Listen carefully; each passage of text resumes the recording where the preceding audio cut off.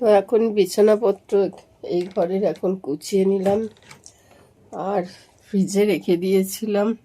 সেদিন কিছু মাছ করেছিলাম, কিছুটা আর কিছুটা ছিল। তো এখন মাছটা নামিয়ে রাখছি, জলে ভিজিয়ে রাখতে হবে।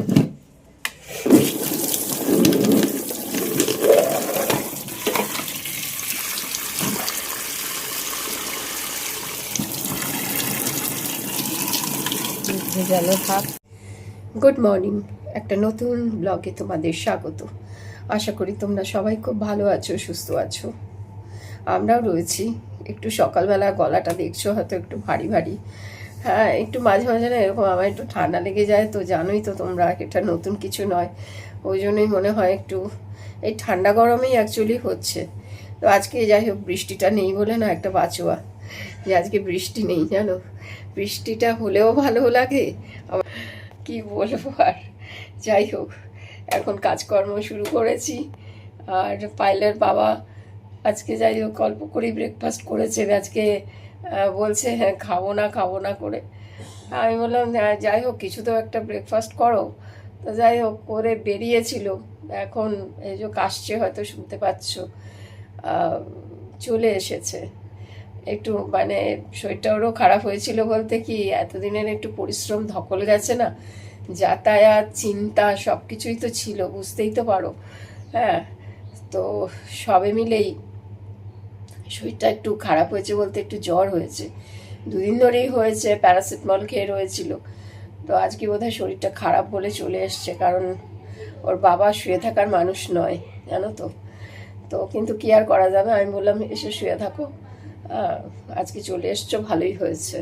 কেন বাজার হাট কিছু হয়নি, আর আমি তো এই মাছ ছিল ভাগ্যিস, যাই হোক সেই মাছটাই আজকে করব, আর একটু ডাল বানাবো, ব্যাস এই এই পর্যন্তই করব আর কি। আর আমারও তো দেখছো গলা কেমন হচ্ছে আর কি। হ্যাঁ, তো তা আসলে হয় এগুলো, চিন্তা ভাবনা থেকেই হয়, ঠান্ডা গরম থেকে হয়। আর আমার তো একটু অ্যালার্জির ধাঁচ আছে, সেই জন্য আমি না এখন ভয়ে ভয়ে অনেক কিছুই খাওয়া ছেড়েই দিয়েছি। আর তোমরা এক বোন বলেছো, আমি তোমাকে বোনই বলছি, জানি না তো।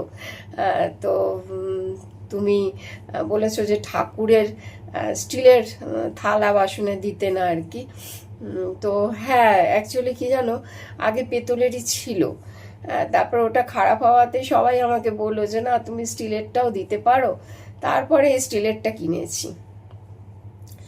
তখন আমরা ব্লগ করি না, মানে তারপরে আমি ভাবলাম যে স্টিলেরটা দেখো মাজা ঘষা করতেও সুবিধা, আর ঠিক আছে চলো। তারপরে যে যিনি বিক্রি করেন আর কি দাদা, উনি ওইখানে পিতলের বাসন কাসন নিয়ে আসে। আগে আসতো না, বেশ কয়েক বছর ধরেই দেখছি আমাদের পাড়াতে ঢোকেন আর কি। অনেকেই নেয় বাসনপত্র। তো আমিও ওনার কাছ থেকে অনেক কড়াই এটা ওটা নিয়েছিলাম। তারপরে টুকটাক জিনিস উনিও বললো যে না তুমি আপনি করতে পারেন দিদি।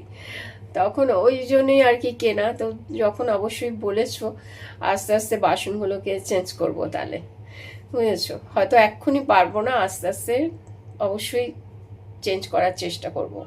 পিতল বা আমার মনে হয় তামার বাসনও বোধহয় হয়, জানি না, ছোট ছোট তামার থালা পাওয়া যায় কিনা। যাই হোক দোকানে গিয়ে অবশ্যই দেখবো, কারণ তামাটাও অনেকে বলে যে তামাটাও শুদ্ধ আর কি। হ্যাঁ দেখো, তোমরা যেটা বলো ভালোর জন্যই বলো, আমিও জানি।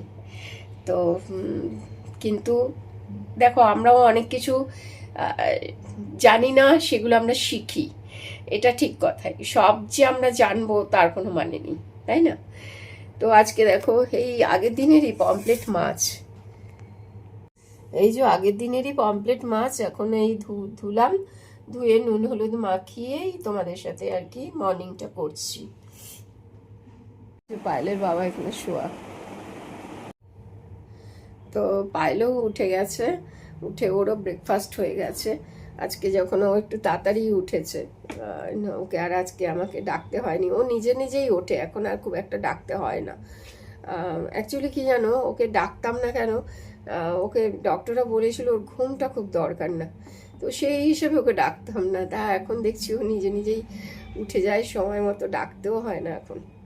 তো আর ও একটু তাড়াতাড়ি শোয়, অন্যান্য আমারই একটু কাজকর্ম থাকে। তারপরে তোমাদের কমেন্টসগুলো, আমি তো নিশাচর, ওই জন্য সারাদিনের কাজকর্মের পরে আর সময় পাই না সারাদিন পড়ার। সেটা রাত্রিবেলা বসে বসে পড়ি। সবারটা সবসময় পড়তে পারি না, কেন তোমাদের বলবো যে আমি পড়ি, সবারটা পড়তে পারি না, অনেক কমেন্টস থাকলে হয়তো পড়তে পারি না। তারপরে আমি শুয়ে পড়ি, কারণ আবার পরের দিনে ওঠার ব্যাপার থাকে। তো আজকে ভেবেছি যে আমি পমফ্রেট মাছটা একটু সর্ষে বাটা দিয়ে করব। আমার মা একটা সময় করতেন আর কি সর্ষে বাটা দিয়ে, তো সর্ষে বাটা দিয়ে ভালো লাগে। মাঝখানে একটু সর্ষে বাটার জিনিস করছিলাম, কিন্তু আজকে মনে হলো সেদিন করলাম যখন পেঁয়াজ দিয়ে, আজকে তাহলে একটু সর্ষে বাটা দিয়ে করে দেখি যে কেমন লাগে। তো চলো এখন রান্নাটা শুরু করি, আর একটু পায়েলকে দেখাই তোমাদের যে পায়েল কি করছে।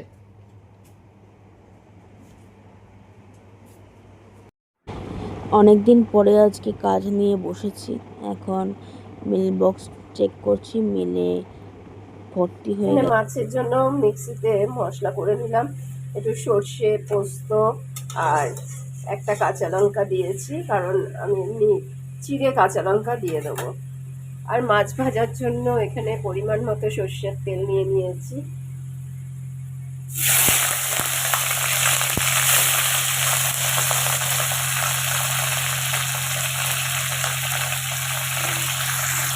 মাছগুলো হালকা করে ভেজে নিলাম। এবারে কালো জিরা, ওই তেলেই একটু কালো জিরা ফোড়ন দিচ্ছি, দিয়ে এবারে মশলাটা দিয়ে দিচ্ছি।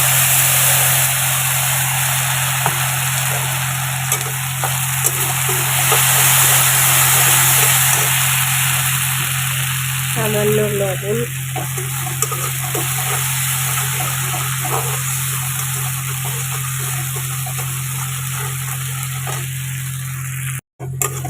এবারে একটু হলুদ গুঁড়ো দিয়ে নিয়েছি, এবারে একটুখানি কাশ্মীরি লঙ্কা গুঁড়ো দিলাম,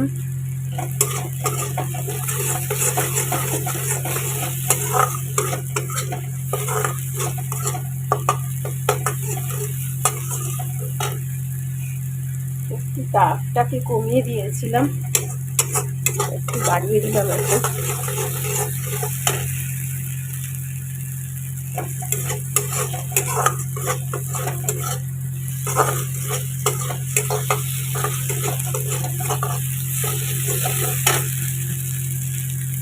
এবারে মশলা ধোয়া জলটা দিয়ে দিচ্ছি।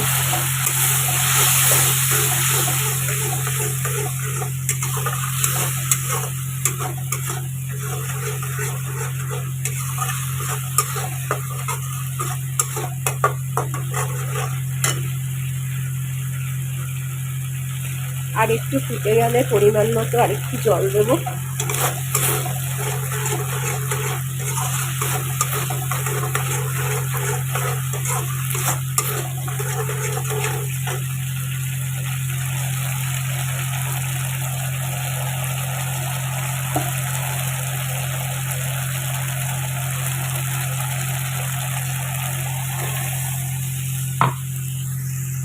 এখন পরিমাণ মতো জল দিয়ে নিলাম, আর গোটা কাঁচা লঙ্কা দুটো ছিঁড়ে দিয়ে দিলাম।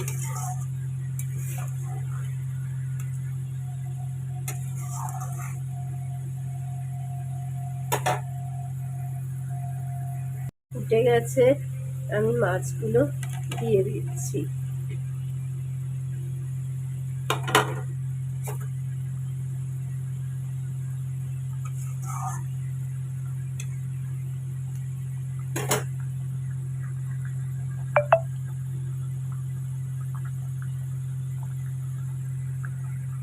এবারে ফুটে গেছে, এবারে একটু ধনে পাতা কুচনো দিয়ে দিলাম, আর একটু দিয়ে দিই।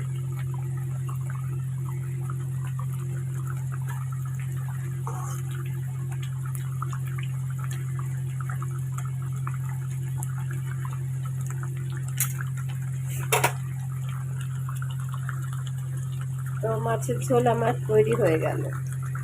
আজকে রান্না করেছি পায়েলের বাবার জন্য, একটু সেদ্ধই দিয়েছি, ও রোজই বলে যে আমার জন্য একটু উচ্ছে ভাতে দিও, উচ্ছেটা আমার খাওয়া ভালো বলে, ওই জন্য এটা দিলাম। আর এই তো মাছের ঝোলটা তোমাদের দেখালাম, যে এই যে মাছের ঝোল, কালারটা তো ভালোই এসছে, কিন্তু আমি কোনো স্বাদ গন্ধ কিছুই পাই না বলে বুঝতে পারছি না।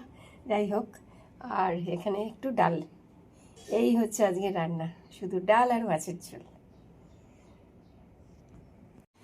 আজ এখানেই ভিডিওটা এন্ড করছি। মাছটা না এই খেয়ে দিয়ে উঠলাম, মাছটা এত ভালো হয়েছে, কিন্তু আজকে ঠিক করে ভালো করে না টেস্টটাই বুঝতে পারলাম না, জানো তো।